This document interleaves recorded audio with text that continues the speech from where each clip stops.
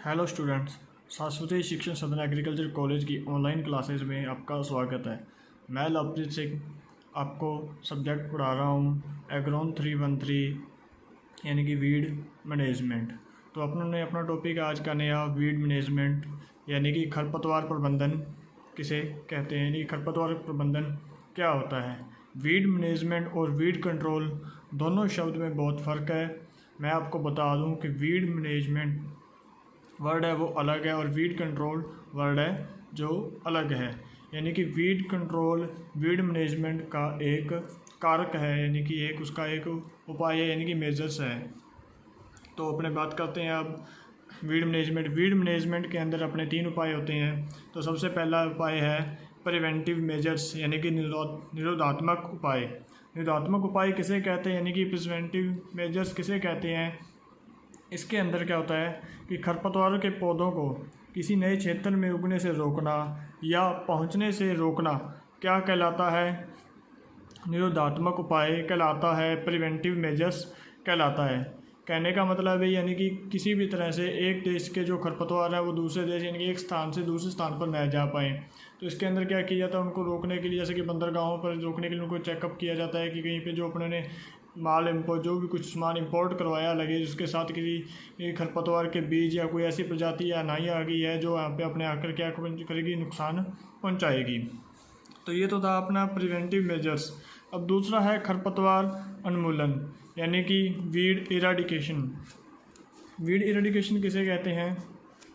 इसके अंदर क्या होता है कि किसी स्थान अथवा क्षेत्र में खरपतवारों को पूरी तरह से क्या कर देना, नष्ट कर देना। यानी कि कोई भी स्थान यानी कि खेत है वहाँ पर खरपतवारों को क्या करना है, पूरी तरह से क्या कर देना है, नष्ट कर देना है। ये इनका नियंत्रण इस प्रकार से खरपतवारों के लिए किया जाता है कि जिनको एक बार नष्ट कर दे तो वहाँ पर पुनः उग नहीं पाते। तो इस प्रकार का जो मेथड है वो क्या कहलाता है, खरपतवार उन्मूलन कहलाता है। यानी कि इसके अंदर क्या किया जाता है कि खरपतवारों को एक बार पूरी तरह से नष्ट कर दिया जाता है, जिससे क्या है वो आगे पनप नहीं पाते, अपना सीड तैयार नहीं कर पाते हैं। तो इस प्रकार का जो मेथड है वो क्या कहलाता है, खरपतवार उन्मूलन कहलाता है। उसके बाद बात आती है वीड कंट्रोल की, जो अपने चल रहा है वीड कंट्रोल। तो वीड कंट्रोल के अंतर्गत क्या होता है कि अपने देखते हैं कि वीड कंट्रोल के अंदर खरपतवारों को पूर्ण रूप से नष्ट नहीं किया जाता, बल्कि उनके द्वारा जो होने वाली हानि है उसको कम कर दिया जाता है। यानी कि उनकी प्लांट पॉपुलेशन वीड्स की इतनी कम कर दी जाती है कि उनके द्वारा अपने को बिल्कुल ही न के बराबर हानि होती है। यानी कि इसके अंदर कह सकते हैं कि जो खरपतवारों को नियंत्रण है वो कुछ समय के लिए अपने क्या सकते हैं, खरपतवारों को नियंत्रित कर सकते हैं, यानी कि उनको अपने जड़ से ख़त्म नहीं कर सकते। यानी कि नेक्स्ट टाइम जैसे ही उनका फिर सीजन आएगा तो वो फिर उग जाएंगे। यानी कि अपने को सिर्फ उसको नियंत्रित ही कर सकते हैं, पूर्णतः नष्ट यानी कि उसका खरपतवार उन्मूलन अपने नहीं कर सकते। तो अब अपने बात करते हैं कि खरपतवार नियंत्रण यानी कि वीड कंट्रोल की कौन कौन सी विधियाँ हैं। अब बात करें वीड कंट्रोल की विधियों को 4 भागों के अंदर बांटा गया है। सबसे पहली विधि है यांत्रिक या जिसे भौतिक विधियाँ या जिसे मैकेनिकल या फिजिकल मेथड कहते हैं। यह मेथड है, इसके अंदर क्या होता है, इसके अंदर मैं शॉर्ट में बता दूं कि इसके अंदर जितनी भी क्रियाएं अपने हाथों द्वारा मनुष्य अपने हाथों के द्वारा करता है। दूसरा आता है शस्य विधि यानी कि कल्चरल मेथड। ये थोड़ी सी टेक्निकल मेथड हो जाता है। इसके अंदर क्या होता है कि जैसे कि क्रॉप्स का सिलेक्शन करना या सोइंग टाइम के अंदर हेरफेर करना, इस प्रकार के जो टेक्निकल कार्य हैं वो किए जाते हैं। दूसरे इसके बाद थर्ड आती है जैविक विधियाँ यानी कि जिसे बायोलॉजिकल मेथड भी कहते हैं। इसके अंदर अपने को जो अपने इंसेक्ट है उनका उपयोग किया जाता है, फंगी का उपयोग किया जाता है, यानी कि अपने जो प्राकृतिक मित्र हैं उनका उपयोग के द्वारा क्या है, खरपतवारों का नियंत्रण किया जाता है। यानी कि इसके अंदर नेचुरल कंट्रोल किया जाता है। उसके बाद आते हैं अपना फोर्थ आता है केमिकल मेथड। केमिकल मेथड आपको पता ही है कि आजकल सबसे ज़्यादा पॉपुलर यही है और इसका रिजल्ट भी बहुत जल्दी आता है। तो केमिकल मेथड के अंदर यानी कि विभिन्न रसायनों का उपयोग किया जाता है जिन्हें हर्बिसाइड या वीडिसाइड भी कहते हैं, इनका उपयोग किया जाता है। तो अपने शुरू से स्टार्ट करते हैं वीड कंट्रोल। वीड कंट्रोल का सबसे पहला टॉपिक है, उसका नाम है यांत्रिक विधियाँ यानी कि भौतिक मेथड यानी कि मैकेनिकल या फिजिकल मेथड, जिसको अपने स्टार्ट करते हैं। अब अपने बात करें यांत्रिक विधियों की। यांत्रिक विधि यानी कि मैकेनिकल या फिजिकल मेथड। मैकेनिकल या फिजिकल मेथड के अंदर अपने ऐसे क्या क्या कार्य करेंगे, कौन कौन सी विधियां अपनाएंगे जिससे कि क्या खरपतवारों को नियंत्रण किया जा सके।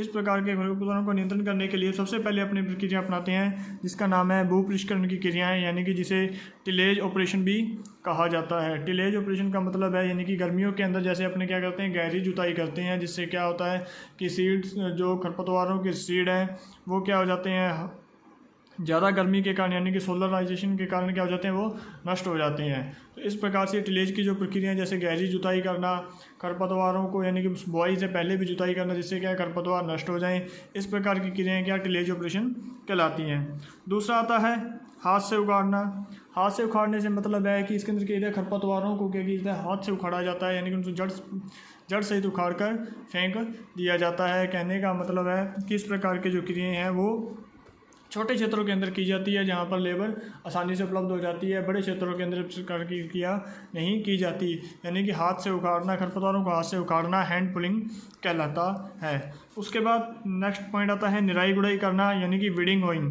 अब निराई यानी कि वीडिंग, निराई का मतलब है वीडिंग और गुड़ाई करने का मतलब है होइंग। ये दोनों क्रियाएँ एक साथ होती हैं। तो निराई गुड़ाई करने इसके अंदर क्या किया है, हैंड हो का उपयोग किया जाता है, या कुदाली, खुरपी, इनका उपयोग किया जाता है, जिससे क्या है खरपतवारों का नियंत्रण हो सके। खरपतवारों के नियंत्रण के साथ साथ इससे क्या हो जाती है, गुड़ाई हो जाती है, यानी कि होइंग हो जाती है, जिससे क्या है जो अपने फसलें हैं, उनके प्लांट्स हैं, फसलों के जो प्लांट्स हैं, उनको वायु की मात्रा अच्छी मिलती है और भूमि भुरभुरी होने के कारण उनकी ग्रोथ अच्छी होती है। उसके बाद बात आती है जलाना यानी कि बर्निंग। जलाना यानी कि बर्निंग का कार्य वहाँ किया जाता है जहाँ पे कौन से होते हैं, वेस्टलैंड होते हैं, यानी कि जहाँ पर वेस्टलैंड होते हैं वहाँ पर जलाने का कार्य किया जाता है। जैसे कि उद्योगों के आसपास यानी कि खाली पड़ी भूमि, बंजर भूमि है, वहाँ पर क्या है खरपतवारों के नियंत्रण के लिए उनको जला दिया जाता है, यानी कि आग लगा दी जाती है। उसके बाद बात आती है पानी भरना यानी कि फ्लडिंग। फ्लडिंग की प्रक्रिया अपने फ्लडिंग मेथड वहीं यूज़ कर सकते हैं जहाँ पे क्या हो, पानी आसानी से उपलब्ध होता हो और पानी सस्ता हो और अधिक पानी की मात्रा हो। वहाँ पे क्या किया जाता है, खरपतवारों को नष्ट करने के लिए खेत के अंदर पानी भर दिया जाता है और इस पानी को 2 से 3 दिनों तक खेत के अंदर 2 से 3 डेज़ के अंदर खेत के अंदर भरा रखा जाता है, जिससे क्या होता है कि उनकी श्वसन क्रिया और फोटोसिंथेसिस बंद हो जाता है, जिससे खरपतवार नष्ट हो जाते हैं। अब बात आती है पलवार यानी कि मल्च, जिसे आप जानते हैं। मल्च के अंदर क्या किया जाता है, यानी कि पॉलीथीन शीट का उपयोग किया जाता है, या जो अपने फसल के जो अवशेष हैं उनका उपयोग किया जाता है। अपने प्लांट्स के पौधों के आसपास खाली पड़ी भूमि के अंदर क्या किया जाता है, मल्च को बिछा दिया जाता है, जिससे क्या होता है कि वीड्स को यानी कि उगने के लिए क्या है, लाइट नहीं मिल पाती है और उनको जिस कारण से उनका जर्मिनेशन नहीं हो पाता है। अगर उनको स्पेस ही नहीं मिलेगा तो उनका जर्मिनेशन कैसे होगा। और साथ ही साथ मल्च पानी के बचाव का कार्य भी करता है। उसके बाद बात आती है चैनिंग यानी कि खींचना। चैनिंग खींचने का कार्य कहाँ पे किया जाता है, नहरों और नदियों के किनारों पर किया जाता है। नहरों और नदियों के किनारों पर लोहे की चेन के द्वारा जो उनके किनारों के आसपास जो खरपतवार उगे होते हैं उनको चैनिंग की सहायता से निकाला जाता है। तो ये तो थी अपनी यांत्रिक विधि यानी कि मैकेनिकल मेथड, जिसे अपने फिजिकल मेथड भी कहते हैं। अब बात आती है अपनी कौन सी, शस्य क्रियाएँ की। शस्य क्रियाएँ यानी कि जिसे कल्चरल मेथड कहते हैं। कल्चरल मेथड के अंदर क्या होता है, इसके अंदर जितनी भी शस्य से यानी कि एग्रीकल्चर अपनी जो शस्य क्रियाएँ हैं, कल्चरल मेथड से रिलेटेड जितनी भी प्रक्रियाएँ हैं यानी कि जितने भी अपने ऑपरेशन करते हैं वो जुड़े होते हैं। सबसे पहला अपना ऑपरेशन होता है, इसके अंदर कौन सा होता है कि फसलों का चुनाव यानी कि सिलेक्शन ऑफ क्रॉप्स। अगर यहाँ पे खरपतवार अधिक उगते हैं वहाँ पर अपने को ऐसी फसलों का चुनाव करना चाहिए जिनकी ब्रांचेज अधिक हों और जिनकी ग्रोथ करने की जो क्षमता है वो भी क्या हो, अधिक होनी चाहिए, जिससे क्या है कि वो खरपतवारों के पौधों के साथ कंपटीशन कर सकें। तो अपने को इस प्रकार की फसलों का चुनाव करना चाहिए। दूसरी बात आती है फसल चक्कर यानी कि जिसे क्रॉप रोटेशन भी कहते हैं। यानी कि इसके अंदर क्या होता है, फसलों को हेर फेर करके बोया जाता है, जिससे कि एक ही प्रजाति के खरपतवार एक ही फसल के अंदर बार बार न उग सके। यानी कि एक बार अधिक पानी जाने वाले उसके बाद कम पानी जाने वाले खरपतवारों के अगर अपने सोइंग करेंगे तो वहाँ पर अधिक पानी जाने वाले खरपतवारों का जर्मिनेशन तो होगा, लेकिन वो जल्द ही पानी की कमी के कारण सूख जाएंगे। तो इस प्रकार से फसल चक्कर भी एक अपनी अहम रोल निभाता है। उसके बाद बात आती है बीज की मात्रा यानी कि सीड रेट। अगर कहीं पर भी खरपतवारों का अपने को पता है कि खरपतवारों का प्रकोप अधिक होता है यानी कि खरपतवार अधिक उगते हैं, तो वहाँ पे क्या करते हैं कि अपने जो सीड रेट है वो जितनी अपनी आवश्यकता है उससे थोड़ा बढ़ाकर सोइंग करते हैं, जिससे कि क्या होता है कि जो उनके पौधों के बीच की स्पेसिंग है वो कम हो जाती है। स्पेसिंग कम होने से प्लांट पॉपुलेशन बढ़ जाती है। प्लांट पॉपुलेशन बढ़ने के कारण वीड्स को स्पेस नहीं मिल पाता जर्मिनेशन होने के लिए, और जिस कारण क्या होता है कि वीड्स का बहुत अधिक मात्रा में क्या होता है कंट्रोल हो जाता है, और जिससे अपनी प्लांट पॉपुलेशन भी अधिक होती है और जिससे हाई डेंसिटी के कारण यील्ड भी अधिक निकलती है। उसके बाद है बोने का समय। अगर बोने के समय का भी इसके अंदर एक बहुत ही अहम रोल रहता है।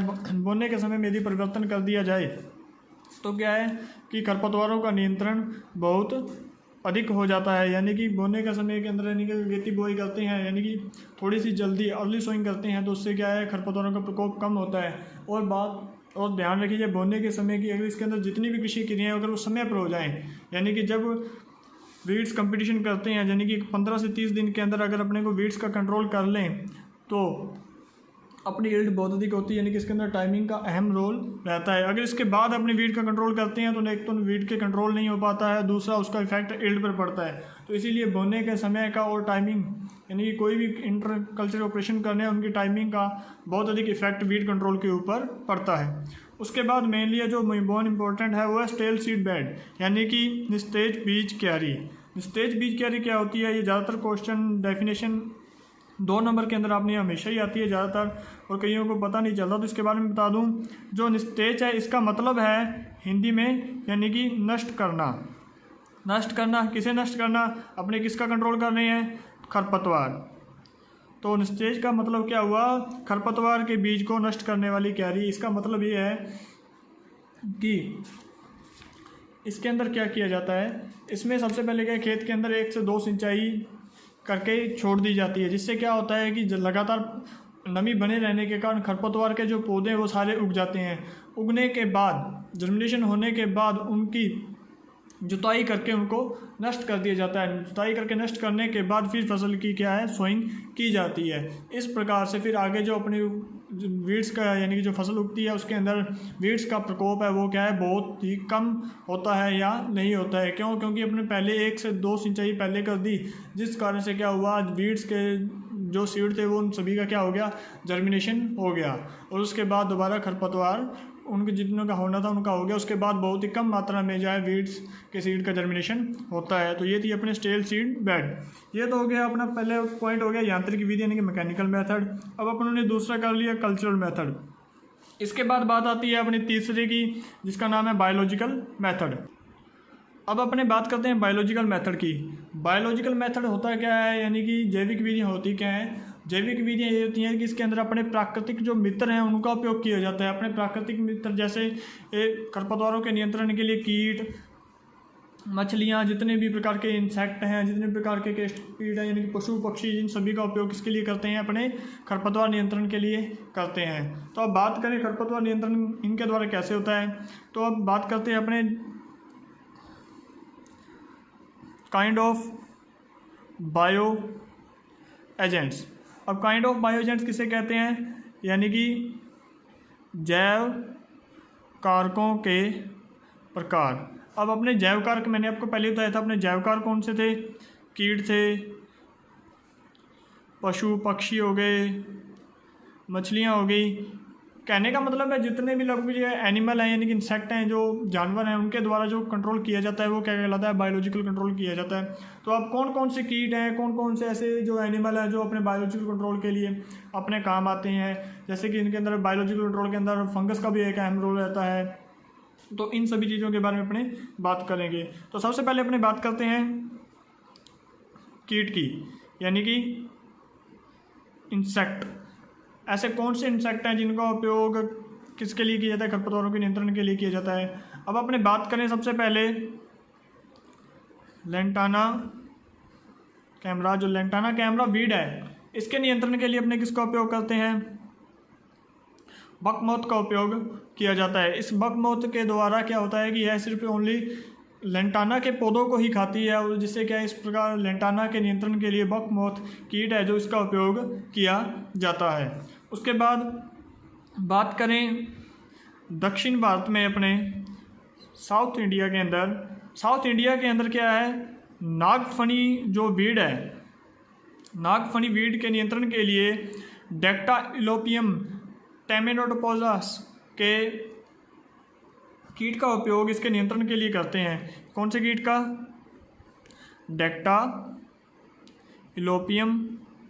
डेक्टाइलोपियम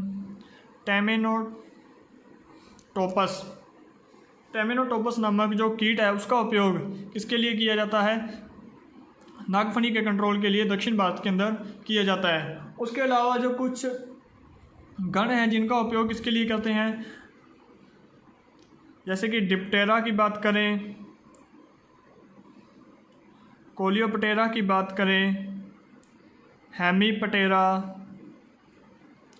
लेपिडोप्टेरा, इन नामक जो कीटों की जो स्पीसीज़ हैं इनका प्रयोग क्या किया जाता है, खरपतवार के नियंत्रण के लिए किया जाता है। तो इस प्रकार से जो इंसेक्ट है वो भी वीड मैनेजमेंट के अंदर अपना अहम रोल निभाते हैं। उसके बाद दूसरी बात करते हैं अपने, पहला तो था अपना कीट यानी कि इंसेक्ट, अब दूसरी बात करते हैं कार्प मछली यानी कि कार्प फिश। कार्प फिश क्या करती है, यानी कि कार्प मछली है, अपने को वैसे ही पता है कि मछली पानी के अंदर रहती है, तो वो क्या करेगी, एक्वाटिक जो वीड्स हैं यानी कि जलीय जो खरपतवार हैं उनका नियंत्रण करेगी। यानी कि किसका नियंत्रण करेगी, जलीय खरपतवार का। तो जलीय खरपतवार के बारे में मैं आपको बता दूं कि एक फ़िश है जिसका नाम है Chinese grass carp. Chinese grass carp जो फ़िश है उसका वज़न लगभग 50 किलोग्राम होता है। उसका वज़न लगभग 50 किलोग्राम होता है और पर ईयर इसका 5 किलोग्राम जो वेट है वो गेन होता है, यानी कि 5 किलोग्राम वेट पर ईयर इसका बढ़ता है और 50 किलोग्राम के ऊपर जाकर इसका वेट रुक जाता है। यानी कि इसका वेट कितना रहता है, 50 किलोग्राम। और यह जो फ़िश है पर डे जितना इसका वेट है उतना क्या करती है, वह जलीय खरपतवार को खाती है। अगर इसका वेट 50 किलोग्राम है तो ये पर डे 50 किलोग्राम क्या है वीट या जलीय खरपतवार को खाएगी। और अगर इसका वेट 20 किलोग्राम है तो यह 20 केजी जलीय खरपतवार पर डे खाती है। तो ये तो हो गया इसका नाम, ये तो हो गया सफ़ेद उमर यानी कि जिसे चाइनीज़ ग्रास कार्प कहते हैं। इस प्रकार अब बात करते हैं अपने तीसरे की, नेक्स्ट की।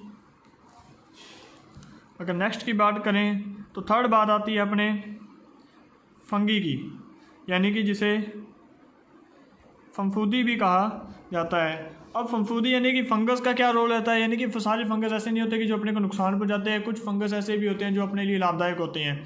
ये फंगस क्या होते हैं, कुछ सिलेक्टिव ही प्लांट्स होते हैं यानी कि खरपतवार होते हैं जिनके ऊपर ये अपना अटैक करते हैं और अपना लाइफ साइकिल पूरा करते हैं। तो अपने बात करें फंगस की तो बात करते हैं सबसे पहले जलकुंभी। जलकुंभी के नियंत्रण के लिए अपने क्या है, राइजोकटोनिया ब्लाइट नामक जो स्पीसीज़ है उसका उपयोग किया जाता है। जलकुंभी के नियंत्रण के लिए राइजोकटोनिया